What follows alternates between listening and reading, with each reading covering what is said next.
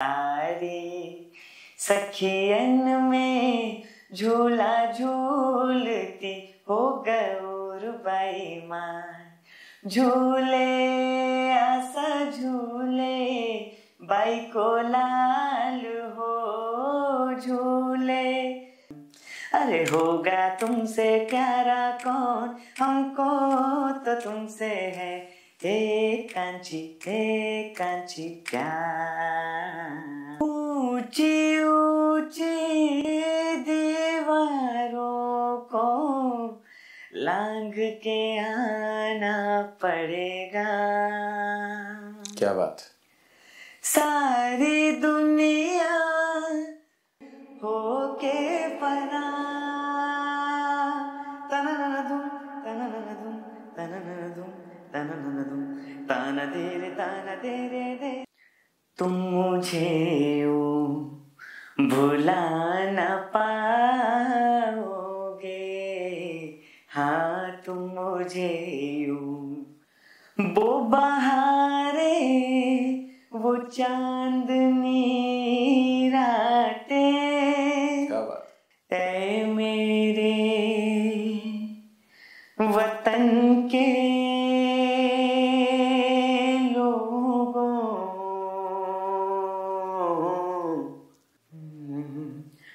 भोला भाला था सीधा साधा था, मैं तो नादान था। दुनियादारी से होशियारी से मैं तो अनजान था। लगी चोट ऐसे मेरे भोले दिल को, बिखर सा गया टूट के। आप लैंग्वेज यूज कर रहे हैं वो भुआणा लैंग्वेज है, भुआणी, क्योंकि हमारे यहाँ गुर्जर बाहुल क्षेत्र, राजपूत, गुर्जर, ब्राह्मण।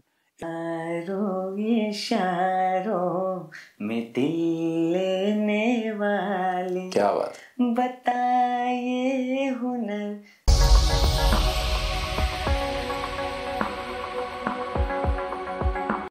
नमस्कार। आज के इस शनिवार के बड़े ही इंटरेस्टिंग कैटेगरी के जो सेगमेंट है हमारा AR ब्रॉडकास्ट का, जिसको हम सुहानी शाम के नाम से जानते हैं। हर सैटरडे को हम आपसे ऐसी शख्सियत से आपका परिचय कराते हैं जो संगीत के क्षेत्र में बड़े ही कम समय में जिसने अपना नाम कमाया है और जो शने शने धीरे धीरे संगीत की ऊंचाइयां को छू रहे हैं। ऐसे बहुत सारे नवोदित कलाकार को हम आपसे परिचय कराते हैं, उनका इंटरव्यू लेते हैं। और आज इसी तारतम्य में, इसी वहल में हमारे बीच में हरदा की एक बहुत ही उत्कृष्ट तहसील टिमरनी से एक बहुत ही नवोदित और उत्कृष्ट कलाकार भाई पंकज खंडेरिया जी हमारे बीच में उपस्थित हैं।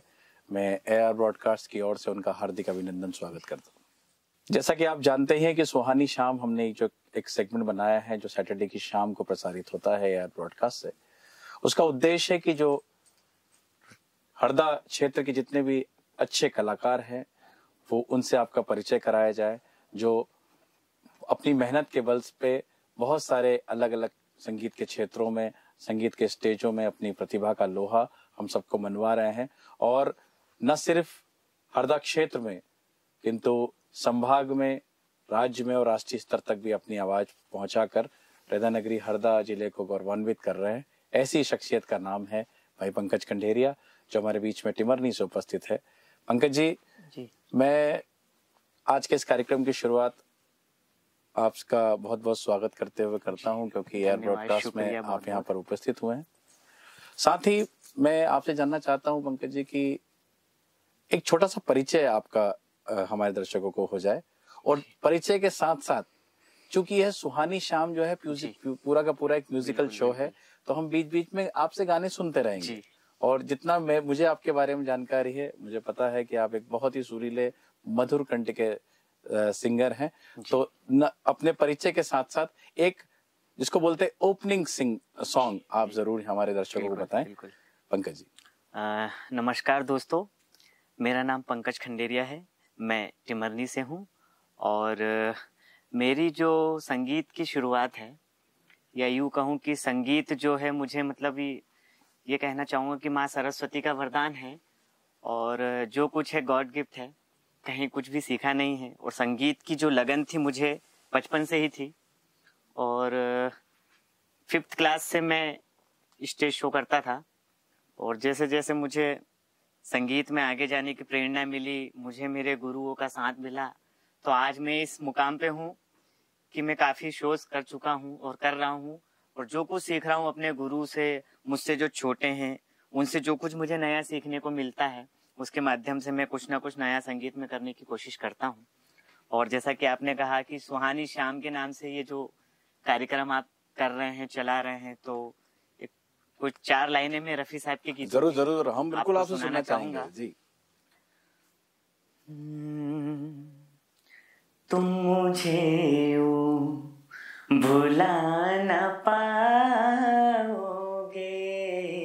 हाँ तुम मुझे यूं भुला न पाओगे। क्या बात। जब कभी भी सुनोगे गीत मेरे, संग संग तुम भी गुनगुनाओगे, हाँ तुम मुझे यूं। वो बहारे, वो चांदनी रातें, क्या बात। हमने की थी जो प्यार की बातें, उन नजारों की याद आएगी जब ख्यालों में मुझको लाओगे, हाँ तुम मुझे यूं भुला न पाओगे,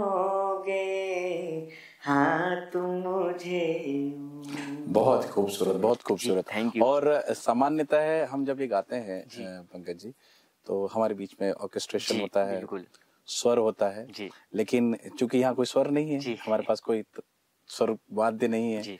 लेकिन उसके बाद भी इतने स्वर में गाना, यही इस बात का जी। परिचय है कि आप एक न सिर्फ एक शुद्ध ही अच्छे खानों के श्रोता हैं, लेकिन आपको ईश्वर और माँ सरस्वती का आपको वरदान। जी बिल्कुल। मैं और भी बातें हम करेंगे पंकज। मैं भी आपको व्यक्तिगत रूप से बहुत पुराने से जानता हूँ। अभी आपने बोला कि गुरुओं का बड़ा सानिध्य है, तो ऐसे कौन कौन लोग हैं, क्योंकि सामान्यतः जब भी हम किसी भी क्षेत्र में काम करते हैं हम लोगों से इन्फ्लुएंस होते हैं, मोटिवेट होते हैं, हम कहीं ना कहीं से लोगों से प्रेरणा लेते हैं।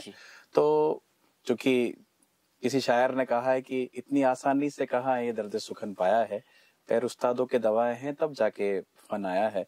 तो अभी आपने गुरुओं का साथ दिया, गुरु, मेंटर या हमारे प्रेरणा स्रोत, हमारे सीनियर, तो चूंकि बात निकली है तो मैं ये भी जानना चाहता हूँ, क्योंकि टिमरनी हम हमेशा से म्यूजिक में बड़ा समृद्ध रहा है, मैं व्यक्तिगत रूप से बहुत सारे लोगों को जानता हूँ, तो मेरा निवेदन है कि जो हमारे दर्शक हो उसके बारे में भी आप जरूर बताएं। बिल्कुल।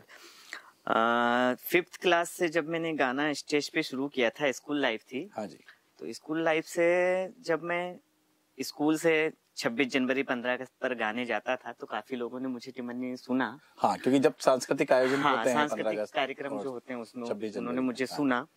तो फर्स्ट टाइम जब मुझे हमारे जो बड़े भैया हैं, मेरे गुरु हैं, बड़े पापा के लड़के कहूँ, मतलब उनका बहुत सहयोग मुझे मिला और उन्हीं की बदौलत मुझे मंच मिला। अच्छा जी। तो मैं उनका जिक्र करना चाहूंगा कि जो हमारे बड़े भैया हैं, गुरु हैं, श्री अजय जी बचोतिया। अजय बचोतिया आप हाँ जी, अच्छी मैं तरह उनको से व्यक्तिगत, हाँ, मैं उनको बहुत अच्छे से जानता हूं। तो उन्होंने ही मुझे जब फर्स्ट टाइम वहाँ 15 अगस्त के स्टेज पे मुझे सुना, तो उस समय लता जी का एक बहुत ही फेवरेट गीत है, देशभक्ति सॉन्ग है, ए मेरे वतन के लोगों। तो चूंकि लता मंगेशकर जी ने गाया है और आपने जिक्र भी किया है, तो क्यों ना लता मंगेशकर जी को श्रद्धांजलि देते हुए यही गीत, मुझे लगता है शायद आप कभी प्रदीप का लिखा हुआ गीत है मेरे वतन के लोगों की बात कर रहे हैं, तो हमारे दर्शक आपसे सुनना चाहते हैं। बिल्कुल आप जरूर सुनाइए। उस गीत को मैं आपको सुनाता हूँ।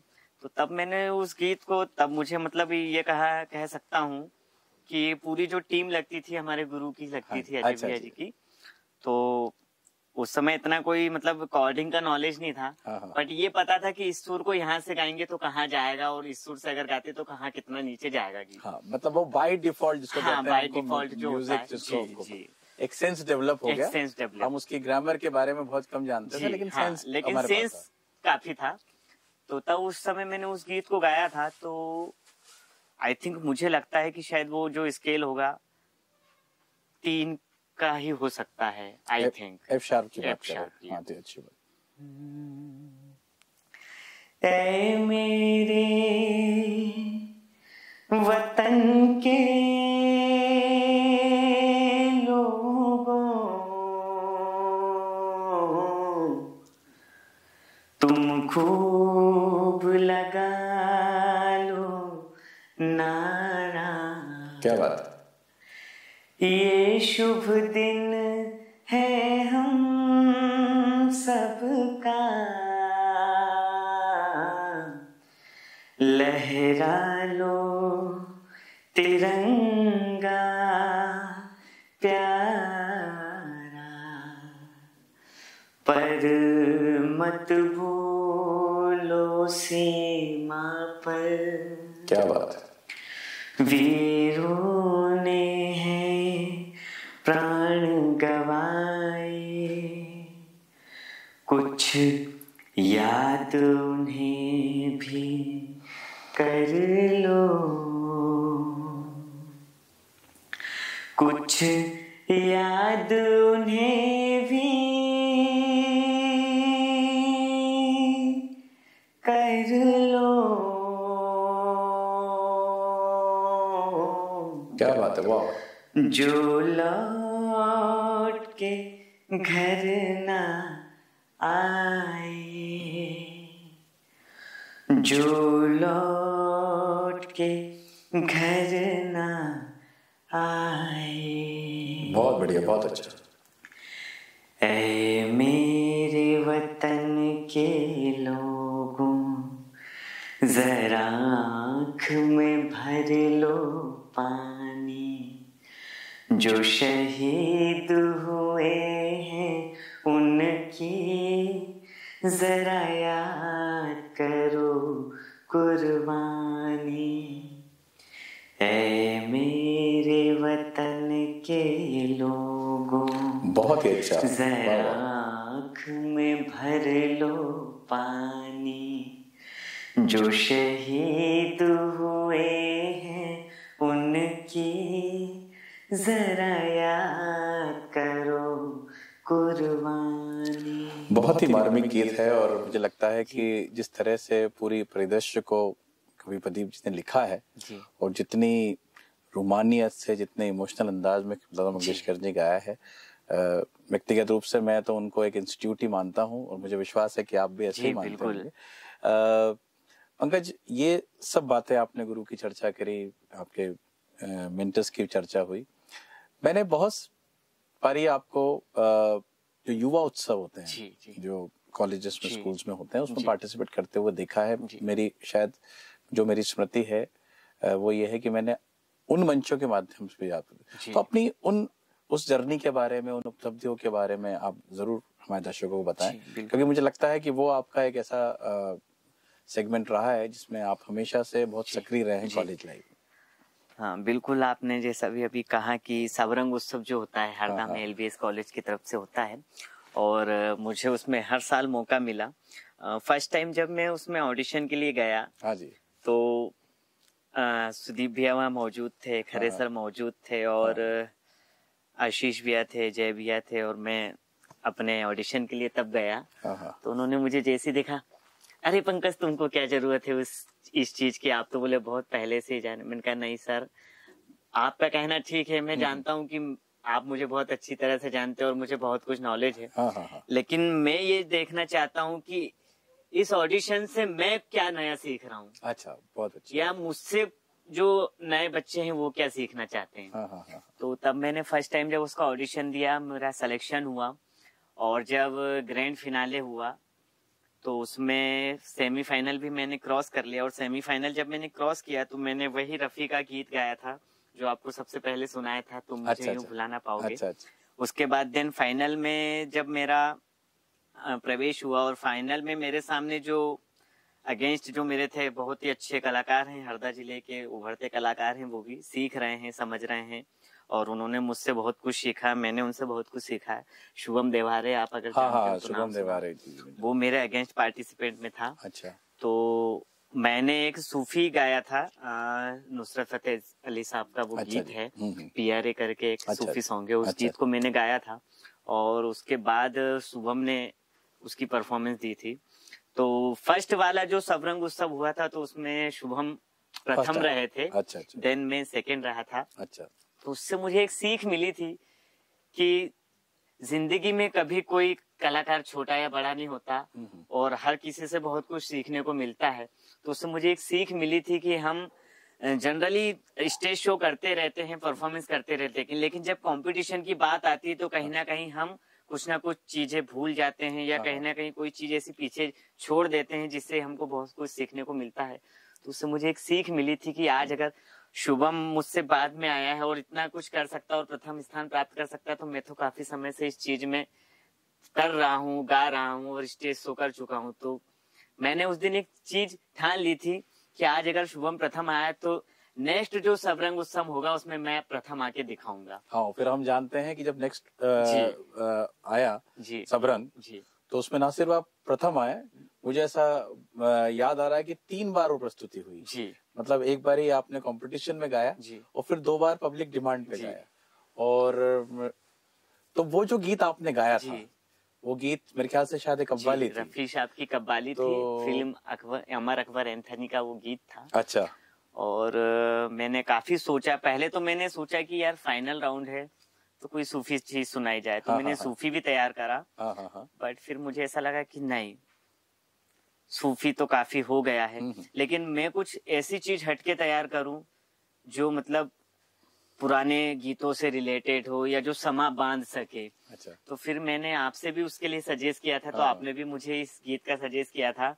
फिर मैंने और भी लोगों से, मतलब जो म्यूजिक से जुड़े उन लोगों से, काफी लोगों से पूछा, तो बोले कोई पुराना नगमा, कोई ऐसी चीज सुनाओ जो सबके दिमाग में हो। और मुझे जब पता चला कि जो जजमेंट में हमारे बीच आ रहे हैं, खंडवा जिले से, किशोरदा की नगरी से जो लोग आ रहे हैं जजमेंट के लिए, तो वो भी रफी और किशोर को काफी सुनते हैं, गाते हैं। तो क्यों ना कुछ ऐसी चीज हम उनके सामने प्रेजेंट करें जिससे कि एक अलग माहौल क्रिएट हो सबरंग उत्सव में भी, और जो जजमेंट वाले हैं उन पर भी एक अलग इफेक्ट पड़े। तो फिर मुझे लगा कि क्यों ना इस कव्वाली को तैयार किया जाए।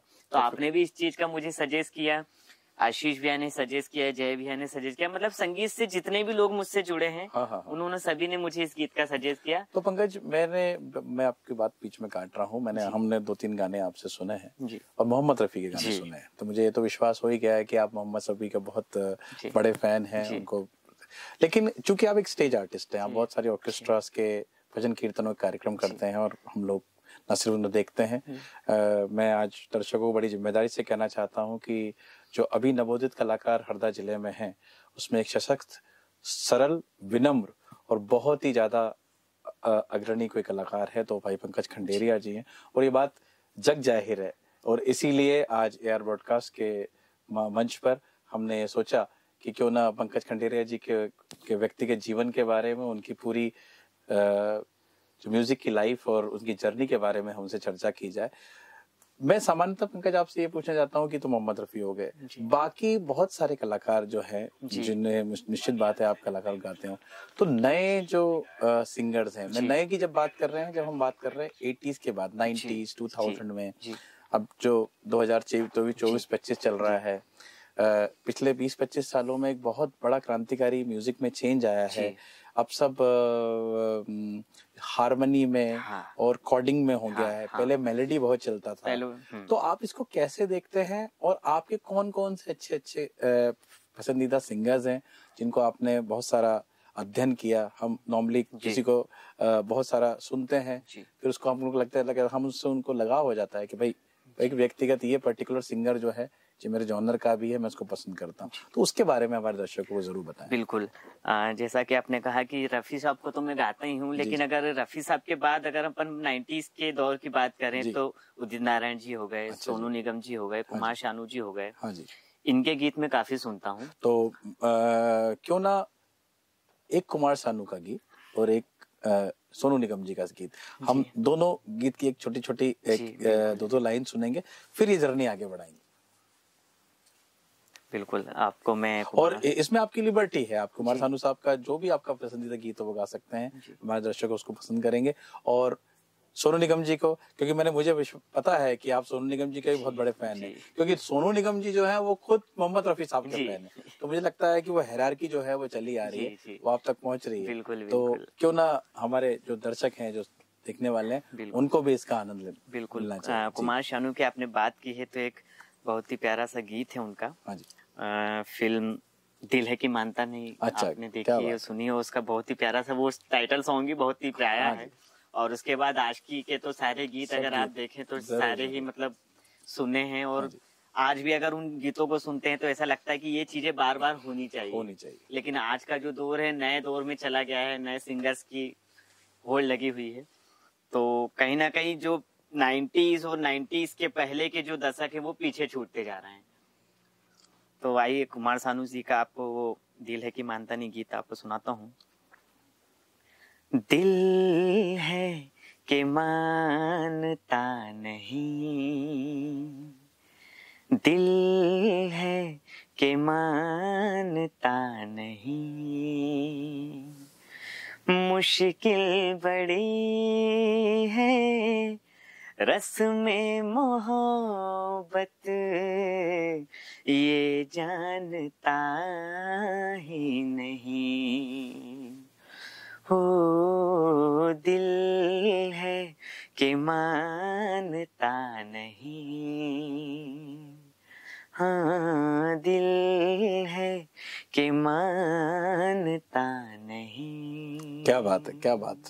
और ऐसे ही अब सोनू निगम जी का एक बहुत प्यारा सा नगमा हमारे दर्शकों के लिए हो जाए। अभी सोनू निगम जी की बात करता हूँ तो उनके 90s के भी बहुत सारे गीत हैं, और अभी भी वो कहीं ना कहीं कुछ ना कुछ फिल्मों में गीत दे रहे हैं। निश्चित बात है। तो अभी भूल भुलैया .3 जो रिलीज हुई है, आपने मेरे मन की बात बोल दी। मैं जब हम अंदर घुसे थे रूम में, तब आप वो गुनगुना रहे थे और मैंने आपसे पूछा था कि अरे ये भूल-भुलैया 3 में एक नया गीत आया, तो आपने बोला कि अरे वो मेरे बहुत फेवरेट सिंगर सोनू निगम जी का। तो क्यों ना, मौका भी है, दस्तूर भी है, और नए वहल का जो कलाकार हैं उनसे क्यों ना बिल्कुल ही ताजा गीत जो अभी भूल-भुलैया 3 में आया, मैं उसको काफी गुनगुनाता भी रहता हूँ, और डेली मतलब ये मान के चलिए कि सुबह से शाम में मैं उसको कम से कम 20 से 25 बार उस गीत को सुनता हूँ। तो ऐसे रियाज करते हैं जी, ऐसे ही मेरा रियाज चलता रहता है, एयरफोन लगा रहता है, और उस गीत को लगभग मैं काफी बार सुनता हूँ। तो उस गीत को आपको सुनाता हूँ। जरूर सुनाइए। भोला भाला था, सीधा साधा था, मैं तो नादान था, दुनियादारी से होशियारी से मैं तो अनजान था, लगी चोट ऐसे मेरे भोले दिल को, बिखर सा गया टूट के, क्या बात। जो धागों से बांधा ये रिश्तों का मोती, जुड़ेगा ना अब छूट के, जहरीले सपनों ने मेरे ही अपनों ने मुझको ही धोखा दिया, मेरे ढोले ना सुन मेरे दर्द की धुन, मेरे ढोले ना सुन मेरी नफरतें तो फिजा में बहेंगी, जिंदा रहेंगी होके फना, तनननदुम तनननदुम तनननदुम तनननदुम ताना दे रे ना। क्या बात है, बहुत अच्छा, बहुत अच्छा, बहुत सुरीला। और मुझे लगता है कि रियाज जो है वो अपने आप में गुरु है, जिसका आप पालन करते हैं। एक सामान्यता है पंकज, आप भी कहीं ना कहीं इन चीजों से रूबरू होते होंगे, या एक छोटा सा संघर्ष है, वो ये है कि जो लाइट म्यूजिक करते हैं जी और जो लोग शास्त्रीय सम्मत म्यूजिक करते हैं, जो रागदारी इसको कहते हैं, राग के गीत गाते हैं, या छोटा ख्याल, बड़ा ख्याल, बंदिश जिसको हम कहते हैं, जब कहीं दोनों का मिश्रण होता है तो कहीं ना कहीं एक छोटा संघर्ष होता है कि भाई जो लाइट म्यूजिक वाले हैं उनको तो ये बोला जाता है कि भाई जो शास्त्रीय संगीत वाले हैं वो एक अलग कैटेगरी में। तो आप इन चीजों को कैसे देखते हैं एक नए जनरेशन के सिंगर होने के नाते आप इन दोनों को देख? और दूसरी बात यह है, आप कितना मानते हैं कि विधिवत संगीत की शिक्षा लेना अनिवार्य है या सेंस डेवलपमेंट, जैसा कि आपने बताया है कि भाई जो देखा, जो सीखा, जो अच्छा लगा उसका रियाज करके आगे बढ़ना। तो इन चीजों पे भी मैं चाहता हूं कि आपकी एक राय हो, क्योंकि आप एक नई जनरेशन को रिप्रेजेंट करते हैं। जी बिल्कुल, आपने सही कहा कि अगर म्यूजिक को लेके, संगीत को लेके बात करें तो काफी दौर बदल चुका है। हाँ। और आजकल का जो दौर है 90 के दशक से बहुत आगे हो चुका है। तो क्लासिकल संगीत मुझे ऐसा लगता है कि धीरे धीरे कम होता जा रहा है। अच्छा। लेकिन मेरा ऐसा मानना है कि उस चीज को हमें कंटिन्यू रखना चाहिए, क्योंकि क्लासिकल संगीत जो होता है, जो बंदिशें होती हैं, जो जुगलबंदी होती है, और जैसा कि आपने कहा छोटा ख्याल, बड़ा ख्याल, संगीत की शुरुआत ही अगर देखी जाए तो वहीं से होना चाहिए। मुझे तो मतलब ये कहा जा सकता है कि मुझे ज्यादा नॉलेज नहीं है इन चीजों का, क्योंकि मैंने कहीं सीखा भी नहीं है। लेकिन जितना जो मैं जानता हूँ या मुझे पता है कि आज के समय में जो एक स्थान क्लासिकल संगीत का है, वो अपने आप में एक बहुत बड़ी बात है और एक महत्व वाली बात है। और मेरा जो नई जनरेशन है या जो सीख चुके हैं या जो नए सीख रहे हैं, उनसे मैं यही कहना चाहूंगा कि आप क्लासिकल संगीत को भी उतना ही महत्व दें जितना हम आज की जनरेशन के संगीत को दे रहे हैं, म्यूजिक को दे रहे हैं। जैसा कि हम देखते हैं आज फोक स्टूडियो हो गया और सुगम क्लासिकल जो चल रहा है, और जो डीजे का जो दौर चल रहा है उसमें फोक स्टूडियो, फोक म्यूजिक जितना जो चल रहा है, उससे वेस्टर्न संगीत जो चल रहा है, उसने क्लासिकल को कहीं ना कहीं एक विराम दे के रखा है। अच्छा। तो मेरा ऐसा मानना है कि उस चीज को हम अगर कंटिन्यू रखें तो आजकल का जो नया म्यूजिक है वो तो हम इजीली कर सकते हैं, फोक म्यूजिक भी हम कर सकते हैं, वेस्टर्न भी हम कर सकते हैं, लेकिन जो एक संगीत की जो शुरुआत होनी चाहिए, मुझे ऐसा लगता है कि क्लासिकल से और सारी चीजें सीख कर अगर की जाए तो वो ज्यादा बेहतर होता है। हाँ, मतलब आपका कहने का मतलब ये है कि भाई क्लासिकल सीखना जरूरी है। आप किसी भी जॉनर ऑफ म्यूजिक में गाने हो, चाहे वेस्टर्न गा रहे हो, लेकिन आपको जो स्वर है और जिस तरीके के नॉर्मली अलंकार का रियाज होता है, स्वर वाचन होता है, फिर धीरे धीरे बंदिश आती है, अलग अलग राग है। अगर आपको राग के बारे में पता है तो आप फिर बिल्कुल आप सेमी क्लासिकल या लाइट म्यूजिक में भी आप अच्छे तरीके से बिल्कुल कर सकते हैं। पंकज जी, मुझे ऐसा ज्ञात है कि आपने म्यूजिक को ऐसे प्रोफेशन अपना रखा है जी। तो आप म्यूजिक में जो नए बच्चे हैं जो म्यूजिक कर रहे हैं, आप कितना एक्सपोजर देखते हैं म्यूजिक में आज के समय में? आपको क्या लगता है कि भाई एक नॉर्मली क्या है कि जब यंग जनरेशन होती है तो जब वो म्यूजिक करते हैं उसको हम अदर करिकुलर एक्टिविटीज में मानते हैं, स्पोर्ट्स, म्यूजिक, लेकिन अब चूंकि एक्सपोजर है तो आप कैसे देखते हैं? और आने वाली जो आपके साथ के कलाकार हैं या आपके पीछे जो लोग आने वाले हैं, जो अभी यंगस्टर्स हैं, 5वीं 6वीं 7वीं में हैं और उनके दिमाग में है कि भाई वो इंडियन आइडल्स और सारेगामापा के जो प्रोग्राम देखने के बाद एक मन में आती है कि भाई मैं भी बनूंगा, तो आप कितना एक्सपोजर देखते हैं म्यूजिक को लेकर? बिल्कुल, संगीत को लेकर मैं जहाँ तक जानता हूँ अपने बारे में, और जो नए कलाकार मैं देखता हूँ वो छोटा बड़ा या जो भी हो, या जैसे आपने अभी बात की कि जो टैलेंट शो चल रहे हैं म्यूजिक को लेके, उनमें भी काफी चीजें, बहुत सारे बच्चे ऐसे आते हैं जो कुछ अलग करके चले जाते हैं। मतलब हम सोच भी नहीं सकते संगीत से हटके इतना कुछ करना। सही बात, एक बड़ी बात है। नई जनरेशन के जो बच्चे हैं, छोटे हों या हम उम्र हो, वो कुछ जब ऐसा नया करके जाते तो हमें देख के लगता है कि हमें भी ये करना चाहिए, इनसे सीखना चाहिए। और जनरली मैं जब ये शोज वगैरह देखता हूँ, बैठता हूँ, और उसमें से जब कुछ नई चीज मेरे सामने आती है या कोई नया टैलेंट जब निकल के सामने आता है तो मुझे काफी अच्छा लगता है। और मुझे बहुत खुशी होती है कि हमारे बाद जो नई जनरेशन आ रही है वो आज इस मुकाम पे है और इससे बड़े मुकाम पे हो, ऐसी हमारी ईश्वर से कामना है और उनके लिए हमेशा शुभकामनाएं प्रेषित करता रहता हूं मैं।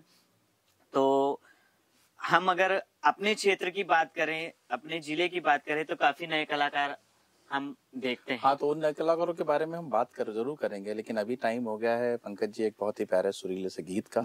और मुझे ऐसा ज्ञात भी हुआ है कि आप मोहम्मद रफी के साथ साथ किशोर कुमार जी और मुकेश जी, और विशेषकर मुकेश जी को आप बहुत अच्छे से गाते हैं।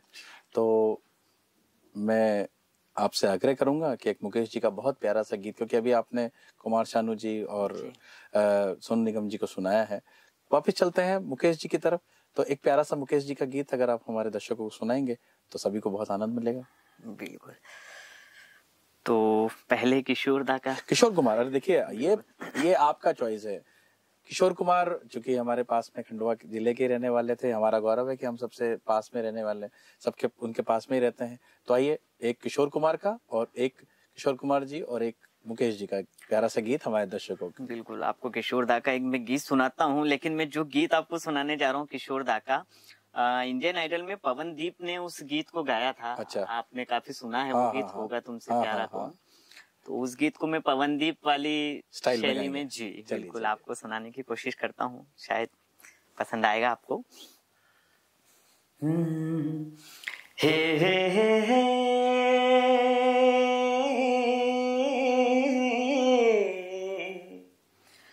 ला ला ला ला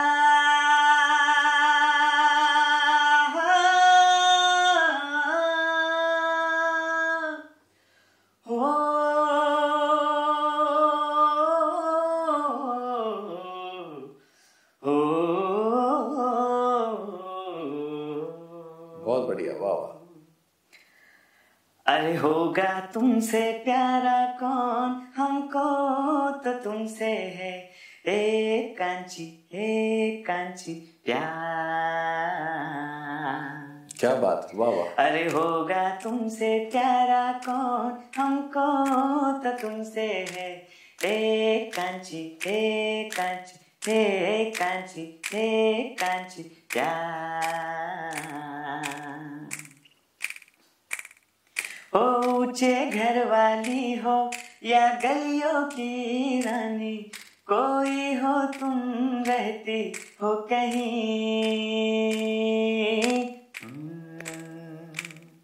अरे ऊंचे घर वाली हो या गलियों की रानी, कोई हो तुम रहती हो कहीं। तुमसे बढ़कर यारा कौन, हमको तो तुमसे है। अरे हे कंचन प्यार। अरे होगा तुमसे प्यारा कौन, हमको तो तुमसे है एक कांची प्यार। क्या बात है, क्या बात है। तो आपने जो पहले आलाप लिया जिसको नॉर्मली शास्त्रीय संगीत में थाट बनना बोलते हैं, मुझे ऐसा लगा कि अगर किशोर कुमार साहब 2020 में होते और डायरेक्टर उनसे ये गीत गवाता तो कैसा होता। वो एक्चुअली ऐसा होता जैसा पवनदीप ने गाया, आपने उनका नाम लिया और आपने भी उसको बहुत सुरीला तरीके से गाया। और मतलब इसको एक बोलते हैं कि फ्यूजन, एक नया वर्जन में आपने उसको सुनाया और बहुत ही प्यारा गीत है। मुझे लगता है कि बड़ा पॉपुलर है आज भी। जो उसका रिदम सेक्शन है वो भी बहुत अच्छा है, क्योंकि हम नॉर्मली इस रिदम को बहुत जल्दी लोगों के कान में है और बहुत लोगों ने सुना है। तो आइए अब एक गीत मुकेश जी का हो जाए फिर, या फिर ऐसा करते हैं क्योंकि आप नए सिंगर हैं हमारे, अब जो सिंगर्स आ रहे हैं जो अभी, ये तो मुझे लगता है कि सीनियर सोनू निगम जी भी अब सीनियर आर्टिस्ट में आ गए हैं। तो अब जो नए सिंगर्स आ रहे हैं जिनको हम अरिजीत सिंह हो गए और अलग अलग तरीके के हो गए, जितने भी अपने इंडियन आइडल से बहुत सारे सिंगर्स अभी आ रहे हैं जिन लोगों ने बहुत अच्छा मुकाम प्राप्त किया है, उनमें से कौन से ऐसे सिंगर्स हैं जो आपको बहुत अच्छे भी लगते हैं, जिनकी गायकी सुनने, क्योंकि एक डिफरेंट जॉनर में गा रहे हैं। ये सिर्फ एक मुझे लगता है कि एक पूरा का पूरा जनरेशन चेंज है, इसलिए भी ये भी एक बात होती रहती है कि लोग अक्सर ये बोलते हैं कि अरे भाई पुराने गीत बहुत अच्छे थे, नए गीत उतने जल्दी कैची नहीं है या बहुत लंबे नहीं चलते हैं। लेकिन मैं यहाँ पे थोड़ा सा कॉन्ट्रडिक्ट करता हूँ, मैं बोलता हूँ कि जो अच्छे कुछ ऐसे गाने भी हैं जो लोग अच्छे गा रहे हैं। तो ऐसे कौन से नए सिंगर्स हैं जिनको आप बोलते हैं कि मानते हैं कि ये बहुत ही अच्छे कलाकार हैं और ये इनके द्वारा गाए हुए गीत भी बहुत फेमस है। बिल्कुल। जैसे कि अभी नए सिंगर्स में अरिजीत सिंह, हाँ जी, जुबिन नटियाल, विशाल मिश्रा, ये सिंगर्स जो अभी टॉप पे चल रहे हैं। हाँ हाँ हाँ। तो अरिजीत का एक बहुत ही प्यारा सा गीत है, हाँ हाँ, वो आपको सुनाता हूँ। थोड़ा सा सैड वर्जन है, बाकी गीत बहुत अच्छा है। देखिए हम हर वर्जन और हर मूड के लिए तैयार हैं। बिल्कुल। और हमारे दर्शक भी चाहते हैं कि अलग अलग शेड के गीत उनको सुनने को मिले, तो आप बिल्कुल निसंकोच होकर पूरी ताकत के साथ और फुल एनर्जी के साथ हमारे दर्शकों को बढ़िया बढ़िया गीत सुनाते रहिए। हाँ तेरा रंग जैसे इश्क वर्गा, इश्क का रंग तो है रब वर्गा, रब का रंग तो है पानी सा साफ। क्या बात। पानी का रंग तो है तेरी रूह वर्गा।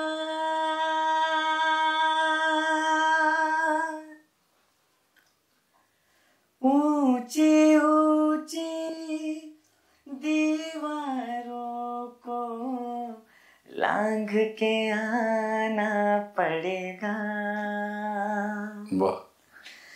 ऊंची ऊंची दीवारों को लांघ के आना पड़ेगा। क्या बात। सारी दुनिया भाग के तुमको पास में आना पड़ेगा। हाथ कंगन लेके आना, क्या बात। वो बंधन लेके आना, क्या बात। निभाएंगे हम मिलके। थोड़ी बातें लेके आना, वो रातें लेके आना, गुजारेंगे हम मिलके। ऊंची ऊंची दीवारों को लांघ के आना पड़ेगा। वाह वाह। दर्शक, क्या देखा आपने, जो अभी अभी थोड़ी देर पहले एक गीत गा रहे थे पंकज जी कि तुम मुझे यूं भुला ना पाओगे, वो अरिजीत सिंह का गाना, जो नए जॉनर का गाना है, वो गाया और उन्होंने कितने रूहानी अंदाज में, कितने इमोशनल और कितने टची अंदाज में गाया। बहुत बहुत शुभकामनाएं। एक और सेगमेंट है पंकज जी जिसमें आपकी बहुत माहिती और मुझे लगता है उसके आप स्थापित कलाकार है। वेदर नगरी हरदा क्षेत्र, जिसको बुहाना क्षेत्र कहा, उसका एक लोक पारंपरिक त्योहार है, हम सभी जानते हैं, जिसको हम गणागौर बोलते हैं। और मुझे आज बताते हुए बड़ा हर्ष और गर्व भी हो रहा है कि गणागौर जो है वो हरदा क्षेत्र में, और हरदा, निमाड़, स्पेशली खंडवा से लेकर होशंगाबाद तक बहुत पारंपरिक चैत्र और वैशाख 2 महीनों में मनाया जाता है। और पंकज खंडेरिया जी हर जगह बहुत डिमांड में रहते हैं उस टाइम पे, क्योंकि हर जगह जहां भी रन्नू भाई की बैठती हैं, जो पाती लगाते हैं, वहां पे पंकज खंडेरिया जी एक बहुत ही सुमधुर और सशक्त आवाज के रूप में हर गणगौर पंडाल में जाते हैं और अपनी बढ़िया मीठी सी आवाज से बड़ी प्यारे प्यारे झालरियां देके लोगों को जो नृत्य होता है, जिसको भक्ति कहते हैं, वो करवाते हैं। तो पंकज जी, एक तो ये जॉनर कैसे पकड़ाया है, और इसके साथ साथ वो झालरियों के गीत जो बहुत लोग सुनना चाहते हैं और हमारे यहाँ तो बहुत फेमस है ही, आप तो जाते ही रहते हैं, तो हमारे दर्शकों को उसके बारे में बताएं और प्यारे प्यारे से झालरियां भी सुनाएं। बिल्कुल। अगर गणगौर की बात की जाए तो मैं भजन गाता हूँ, जागरण भी करता हूँ। हाँ। तो जब मैं गणगौर को देखता था तो मुझे ऐसा लगता था, जब मैं छोटा था प्रोग्राम देखने जाता था, तो काफी मैं उन्हें देखता था, सुनता था। फिर मुझे ऐसा ख्याल आया कि क्यों ना इस जोन में भी कुछ करके देखना चाहिए। अच्छा। तो फर्स्ट टाइम टिमरनी से ही कुछ लोग हैं गणगौर मंडल के, उन्होंने मुझे बुलाया और मुझसे कहा कि क्या आप हमारे लिए गणगौर गीत गाएंगे और क्या आप हमारे साथ गणगौर प्रस्तुति देना चाहेंगे।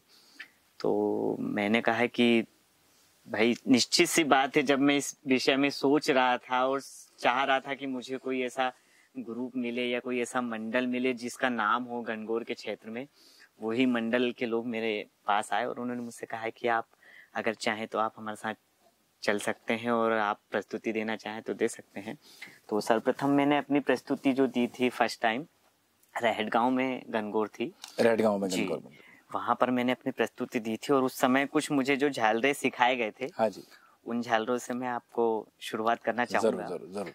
तो उसमें सबसे पहला एक गीत था, वो अभी तक शायद किसी ने गाया भी नहीं है और गाते भी नहीं है उस गीत को, अच्छा, लेकिन लोगों की जुबान पे वो गीत है। जब भी गणगौर की बात आती तो उस गीत का जिक्र होता है। तो वो गीत आपको सुनाता हूँ। जिस गीत से मैंने शुरुआत की थी वो मेरा पहला गीत है, सारी सखियन करके एक गीत है। उस अच्छा। गीत को आपको सुनाता हूँ।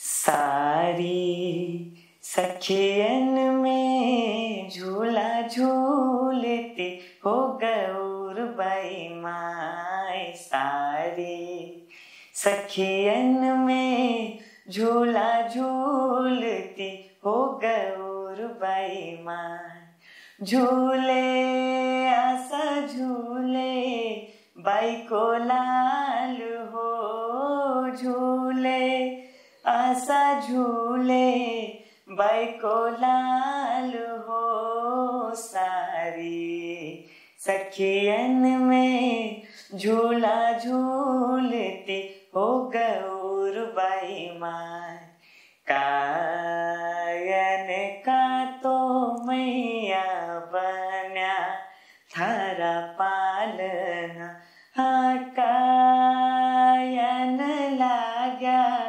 लंबा डोर हो, सारी सखियन में झूला झूलती हो गौर बाई माय, सारी सखियन में झूला झूलती हो गौर बाई माय। देखिए, आपको सुन के मेरे तन मन में झालरियां देने की अपने आप ही जो भक्ति होती है ना वो शुरू हो गई।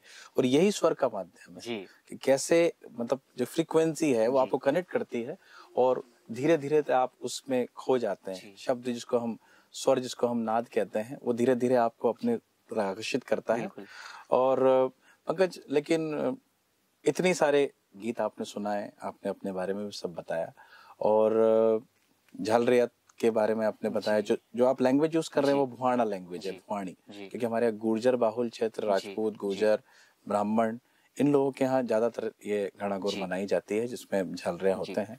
और बहुत इतनी सारी हमने आपसे बात की और आपके पूरे जीवन परिचय को जाना।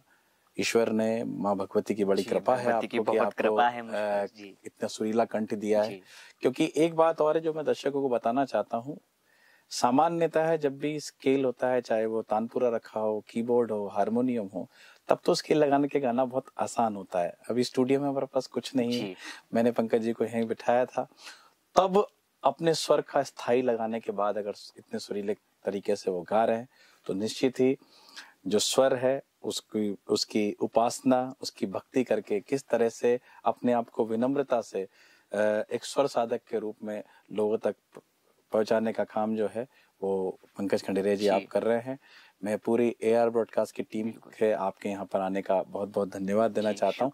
हम इस प्रोग्राम को वाइंड अप करें तो इसका जो आगाज है वो इतना अच्छा हुआ था तो अंजाम भी एक सुरीला होना चाहिए।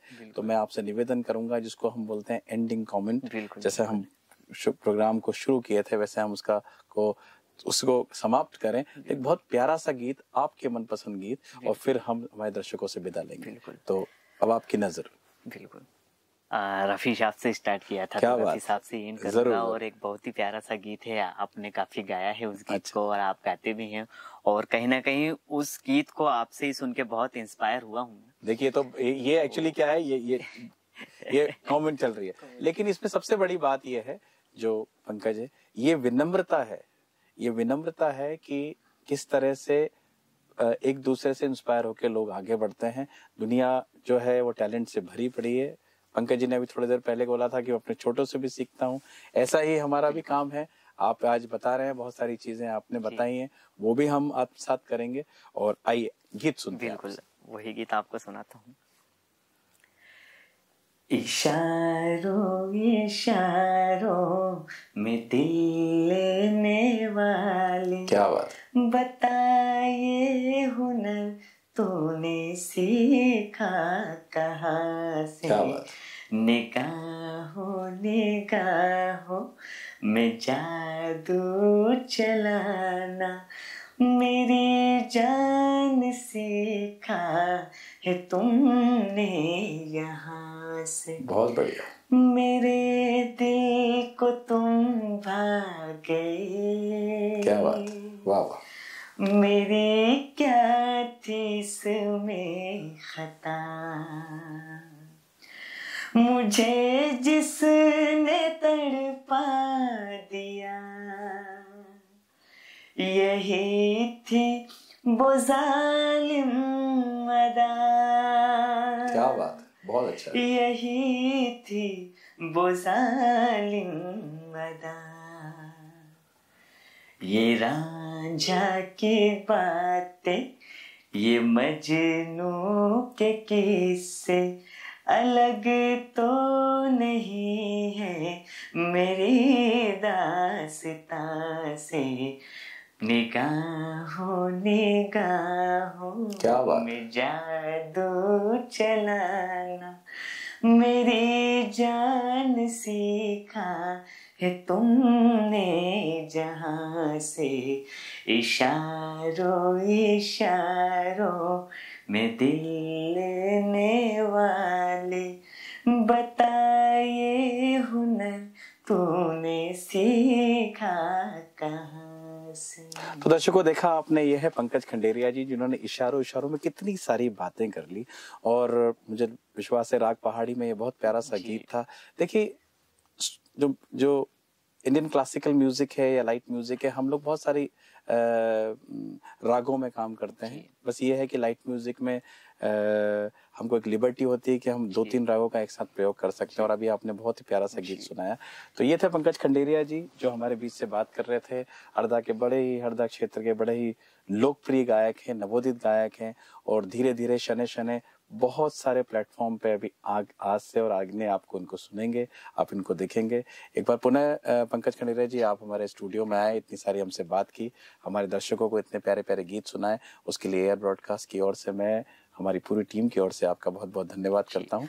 साथ ही दर्शकों, आपसे भी निवेदन है कि ये जो हमारा सुहानी शाम जो सेगमेंट है, जिसमें हम हमेशा हृदय नगरी हरदा और हरदा के क्षेत्र के आसपास के जो नवोदित कलाकार हैं, जो अलग अलग क्षेत्रों में, चाहे वो रीजनल म्यूजिक हो, चाहे वो लाइट म्यूजिक हो, क्लासिकल म्यूजिक हो, उनके वो किस तरह से अपने आगे बढ़ रहे हैं और वो कैसे ख्याति प्राप्त हैं, उनसे आपका परिचय कराते हैं, प्यारे प्यारे गीत सुनवाते हैं, ताकि सैटरडे की शाम जो है आपकी सुहानी हो। और इसीलिए इस कार्यक्रम का नाम सुहानी शाम है। तो आपको ये कार्यक्रम कैसा लगा, अपने कमेंट जरूर बताएं। और फिर अगले शनिवार को हम एक नई शख्सियत के साथ आपसे मिलेंगे। आज के लिए बहुत बहुत धन्यवाद। Thank you. गुड नाइट, शब्बा खैर।